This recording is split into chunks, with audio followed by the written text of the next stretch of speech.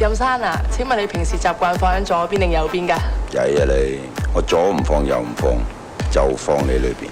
你使唔使我落嚟揸住你嘅手教你點做啊？發生啲咁嘅事，梗係出江湖奸殺令啦！你好似講咗江湖奸殺令，咩奸殺令啫？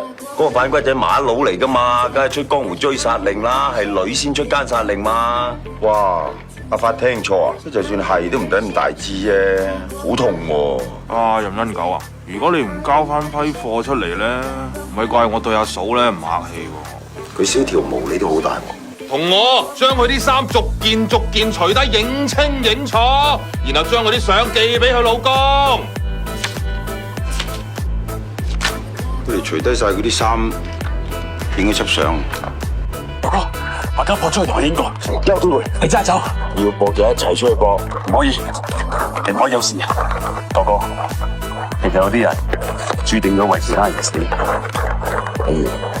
有啲嘢我想講咗好耐，其實我一直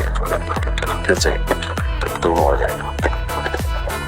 你。呢個時候都講埋啲咁嘅嘢，我知你一剎那好難去接受得到，但我唔講，我怕冇機會。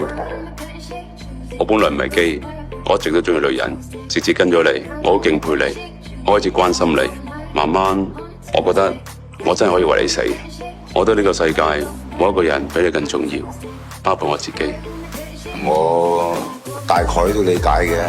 不過我仲冇機會跟你，等你傷好翻先講。不過我就打死都唔會再同你一齊去桑拿。